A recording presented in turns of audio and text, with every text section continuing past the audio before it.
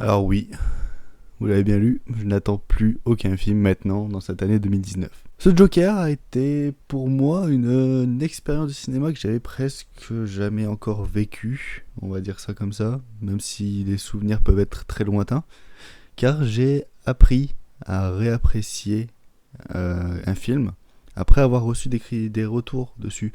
Souvent, on te dit qu'un film est pourri et finalement, quand tu vas le voir au cinéma, il est pas tant que ça. Souvent, on te dit qu'un film est un chef-d'œuvre et quand tu vas le voir au cinéma, c'est un peu moins bien que tes espérances. Mais là, quand on te dit que le film est un chef-d'œuvre et que on ressort de la salle en pensant que c'est encore plus qu'un chef-d'œuvre et où le film a réussi à te dépasser les espérances, on est sur quelque chose d'assez inattendu et assez rare dans l'univers cinématographique d'aujourd'hui, surtout. Ce film Joker de Todd Phillips est quelque chose, un ovni, et quelque chose qui peut révolutionner le cinéma s'il fonctionne en salle, et si le retour critique est aussi élogieux d'ici encore quelques années, et s'il remporte un pouvoir et un avis critique au-delà. En France, il n'y a pas de souci à se faire, le film Joker fonctionne déjà, rien qu'avec ses avant-premières, rien qu'au niveau de la critique YouTube, presse ou même public. Là où c'est le plus compliqué, et là où c'est normalement un réseau beaucoup plus affluent que la France en elle-même ou l'Europe, c'est les États-Unis. Parce que quand vous regardez les sites de critique presse publique, bien que non fiables et bien que très hautains et très flous au niveau du vrai ressenti public, des sites comme Metacritic ou Rotten Tomatoes, le film se fait pas mal démonter quand même, surtout aux États-Unis. Donc ça a tendance un peu à me saouler, je vais pas vous dire le contraire, c'est plutôt désagréable de savoir ça, et de voir les notes qu'on donne à ce film dans le pays des gros ricains. Je pense que pour une fois, les autres pays ont quelque chose à dire. Parce que c'est bien d'encenser des Marvel, c'est bien de mettre des 90% à des films Marvel qui n'ont plus aucune âme, qui sont certes divertissants et très bien foutus, mais qui n'ont plus aucune âme parce que justement c'est quelque chose de très artificiel, avec des fonds verts, avec des acteurs, avec des effets spéciaux, qui dépassent à peu près tout le budget du film, bien plus que les acteurs en eux-mêmes. Et là on revient sur quelque chose de plus propre, de plus lisse et de beaucoup plus cinématographique, car on te raconte une histoire nouvelle, on te filme ça dans des rues nouvelles et également anciennes parce que ça se passe dans une autre époque, mais tout ça sans effets spéciaux, sans besoin de craquer le budget pour des fonds verts. Voilà, on va te filmer la rue comme dans une vraie rue, parce que ça se passe dans une vraie rue. C'est un retour aux sources, un retour à cette époque de la nouvelle vague, à cette époque de Jean-Luc Godard, que même si je le déteste, c'est un peu grâce à Jean-Luc Godard qu'on a eu des Scorsese, on a eu des Steven Spielberg et tout ça, qui ont appris à filmer sans avoir besoin d'effets spéciaux dans les rues, sans studio, sans rien. Donc on lui doit quand même au moins ça. Mais voilà, c'est un retour à la nouvelle vague, c'est un retour au cinéma ancien, mais également moderne, parce que c'est pas un cinéma qui est mort pour moi. Des gens comme Christopher Nolan, etc. arrivent très très bien à jouer avec ça. Mais le Joker, c'est encore plus loin que je trouve que les films de Christopher Nolan. Quand on prend la trilogie de Christopher Nolan, voilà, on retrouve tout ce qui fait l'essence aujourd'hui du film Joker. Parce que c'est très très référencé à cette trilogie-là, on va pas se le cacher. Sauf que cette trilogie-là est basée sur l'univers Batman. Donc on a le Batman, on a le Joker, on a l'épouvantail. Voilà, on a tout. Sauf qu'on s'est jamais vraiment penché à un anti-héros comme le Joker, parce qu'on a eu des anti-héros, on va pas se le cacher non plus. On a eu Deadpool qui était vraiment dans la comédie et vraiment aussi artificiel qu'un Marvel normal. Donc c'est pour ça que le film pour moi n'est pas non plus la révolution tant attendue du cinéma. On a eu des films comme Venom, donc sur un anti-héros également, qui partait également dans cette direction de l'artifice, effets spéciaux, dégueulasses. Et on a eu après un film comme Logan par exemple qui était beaucoup plus réaliste dans sa façon de faire, avec un peu moins d'effets spéciaux, avec le retour de décors naturels et surtout un jeu intimiste avec l'acteur et le personnage. Donc on partait quand même sur une bonne voie avec des Logan, avec des The Dark Knight, sauf qu'on on s'est jamais vraiment penché sur un méchant en particulier, et là on se penche quand même sur un des méchants les plus connus de l'histoire du cinéma, des comics et de la pop culture en général, avec des Dark Vador, avec des peut-être Sauron, enfin voilà. Et c'était un pari risqué quand même de faire un film sur le Joker, sachant qu'il y a au moins 56 histoires qui te racontent des origines beaucoup trop différentes. Sauf qu'ici ils sont partis sur les origines réalistes, et c'est pas plus mal.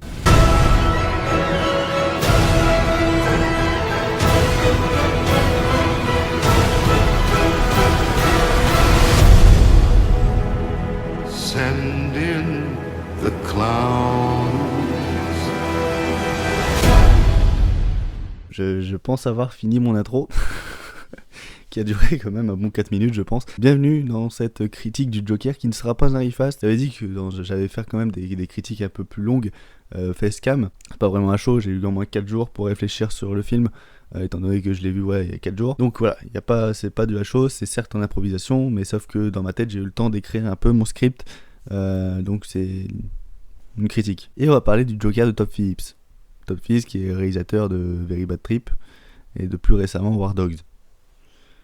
Ce qui... J'ai vraiment dit que le film c'était un chef-d'œuvre. C'est dingue quand même. Même un réalisateur qui est pas... peut quand même pondre un truc qui est capable de rivaliser avec des films de grands réalisateurs. C'est ça qui est quand même fou. Outre la blague, parce que là je troll un peu tous les gens sur Twitter qui font « Ah, c'est vraiment le réalisateur de Very Bad Trip qui a fait ce chef-d'œuvre ?» Oui. Quand on lui donne toutes les libertés qu'il faut et que c'est pas un film de studio, on peut faire quand même des choses bien, hein. Comme quoi, le cinéma, c'est beau, la magie. Outre ça, le Joker de Todd Phillips raconte les origines du Joker. Merci Luan.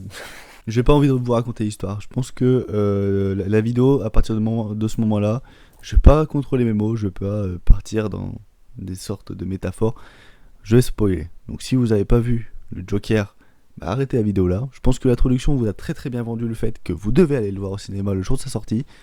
Allez-y entre potes, allez-y ensemble, mais soyez nombreux, faites cartonner ce film, faites-le dépasser le Roi Lion, même si je pense que c'est un peu foutu, mais voilà, ce film, je pense que c'est le film de l'année, c'est le film qui va marquer cette année 2019, et qui va, je pense, être dans le top de la liste des films de cette décennie, je pense. C'est un film qui va marquer l'histoire, je pense, pour les films hollywoodiens, pour les films de super-héros, qui va un petit peu changer la donne, je pense. J'espère qu'il va changer la donne, j'espère.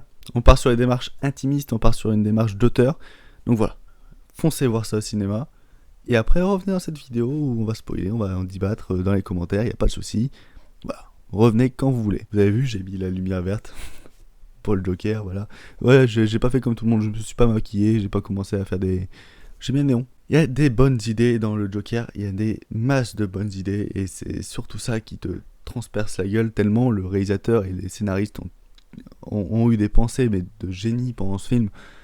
Celui qui nous saute le plus à la gueule, c'est la justification du rire du Joker, qui en fait est un handicap, et c'est dingue quand même d'avoir pensé à cette tournure pour essayer de justifier un rire qui de base n'est pas du tout naturel, et qui est vraiment genre un rire de comics, une débilité de comics, on va dire.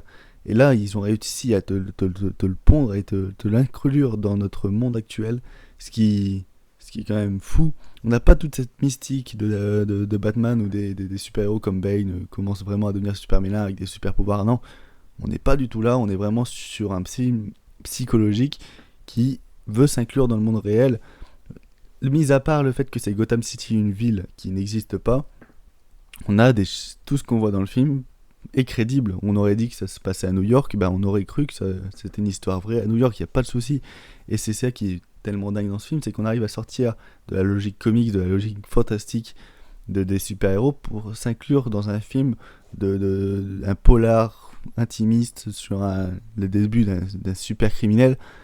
Et je trouve ça fou. Le fait qu'on n'a pas mis de Batman, de Catwoman, de gens qui ont des super-pouvoirs ou qui volent ou j'en sais rien, ça rajoute tellement une mystique spéciale au film qui le rend plus que naturel et réaliste, carrément. Donc voilà, ce rire du Joker est une idée magnifique, brillante, et c'est dingue parce que ça va se prolonger au fur et à mesure du film, ces idées, et toute cette origine du Joker. Il y a des plans dans ce film qui déjà sont magnifiques et qui rendent ce film poétique, carrément. Mais en même temps, on arrive avec la réalisation à s'attacher à un personnage qui est horrible. Le Joker, c'est quelqu'un qui fait des choses inhumaines, sauf que tout l'attachement qu'il a avec sa mère, tout ce qui lui arrive dans sa vie, on finit un peu par le comprendre.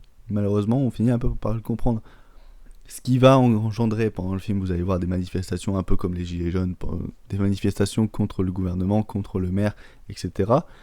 Et quand on regarde le film, on commence à comprendre les gens qui le suivent dans ses actes, parce que en fait finalement quand on connaît sa vie, quand on connaît le monde actuel auquel toute cette population vit, avec cette différence riche, pauvre, etc., on est sur quelque chose de très réaliste, et en même temps on comprend pourquoi les gens se révoltent. Et je comprends maintenant pourquoi les États-Unis ont eu peur de certaines révoltes dans la rue, parce que c'est à peu près ce qui se passe en ce moment, hein. On va pas se cacher, même pas qu'aux États-Unis, même en France, etc. Un gouvernement qui ne fait pas la séparation entre riches et pauvres, qui pense que tout le monde gagne la même chose. Voilà, au niveau de la politique, on a beaucoup de pays qui se ressemblent, notamment notre pays, et c'est les États-Unis, etc. Avec des présidents qui ne savent pas trop ce qu'ils font. Bref, on va pas parler de politique, hein. Même si ce film nous pousse, on va éviter de parler de ce sujet-là. On a des scènes également qui se rapportent sur la vie quotidienne, et c'est ce qui manque aussi dans les films de super-héros, où ils passent des USA en France, en un claquement de doigts, on voit juste un plan d'avion, etc. Là, on voit carrément des fois le personnage de Joaquin Phoenix, donc le Joker, marcher tranquillement dans la rue, sans forcément rien raconter. En fait, il marche juste dans la rue. Et ce genre de scène-là, bah, on en a besoin dans des films de super-héros. On en a besoin pour s'attacher justement au personnage que l'on voit, que ce soit un méchant ou un gentil, parce que ça nous rappelle que c'est un homme, un humain, comme nous, comme tout le monde, qui marche dans la rue, qui va mettre ses poubelles dehors, qui va faire un câlin à sa mère, qui va regarder la télé. Enfin, c'est ce genre de scène-là qui, quand tu le vois, ne raconte franchement rien, mais qui te permettent en toi, en tant que spectateur, de te dire que la personne que tu vois en face de toi est un humain. Donc du coup, il prend son temps, il vit comme tout le monde. Et c'est ce qui manque dans les films de super-héros, en fait. Des conversations sur des choses qui ne veulent pas forcément avancer l'histoire, mais juste des conversations cons. T'as sorti la poubelle, oui, bah c'est bien. Mais ce genre de conversation-là, on l'a plus maintenant dans les films de super-héros. Regardez le dernier Spider-Man. Les personnages passent leur temps à se téléporter, à vouloir faire quelque chose, à raconter quelque chose. Mais finalement, les personnages qui sont des lycéens, collégiens, j'en sais rien, et bah, ils ne font pas ce que font normalement des lycéens, collégiens dans des lycées normaux. Donc comment voulez-vous qu'on s'attache à eux en tant qu'humains? On s'attache à eux parce que ouais, c'est des super-héros, on s'attache à leur romance, mais on s'attache pas aux personnages en eux-mêmes, tellement ils paraissent tellement ils ressemblent à des adolescents que nous-mêmes, spectateurs lambda, on ne connaît pas, c'est pas notre classe, c'est pas notre façon de vivre. Ils sont pas naturels. Et c'est ce qui manque dans tous les films de super-héros. Le dernier Avengers, c'est pareil, enfin tous les trucs comme ça. Alors que pourtant je les aime ces films de super-héros, c'est des divertissements comme pas possible, mais au niveau du scénario, faut avouer, on n'a pas d'attachement particulier aux personnages. On s'attache à eux parce que c'est des super-héros, ils sauvent notre planète. Et d'un autre côté, en tant qu'humain, on n'est pas trop là.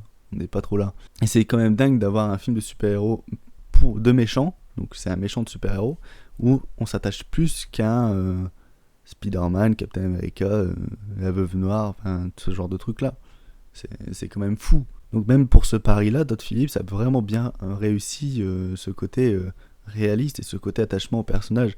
Parce que même quand il finit par devenir vraiment le Joker vers la fin du film, et ben on est quand même sur quelque chose où on refuse de se détacher de ce personnage. On est toujours investi sur ce personnage et on a envie de savoir où c'est qu'il va devenir. Et j'adore toute cette montée en puissance dans ces dernières 30 minutes de l'ascension du Joker, où il part d'une scène de massacre dans sa maison, où il va défoncer quelqu'un au couteau, et où une tension est palpable pour le petit, son pote nain qui est dans la maison, où tout est calculé pour que le spectateur lui-même ressent une tension, parce qu'il ne connaît pas encore ce côté fou du Joker, ou du moins s'il le connaît, bah il va s'imaginer des choses dans sa tête que le Joker ne va finalement pas faire en fait finalement, mais également cette montée en puissance qu'on a avec cette course poursuite qu'il a avec deux agents de la police qui va se continuer dans la métro et avec un plan mais genre majestueux qui est dans la bande-annonce, mais et elle a moins d'impact dans la bande-annonce que dans le film, où Joaquin Phoenix va se retourner, mettre un masque et se faufiler dans la foule qui est elle-même tous déguisés en clown. Et c'est vraiment un plan où on comprend maintenant l'influence de ce personnage autour de ses sbires, on va dire.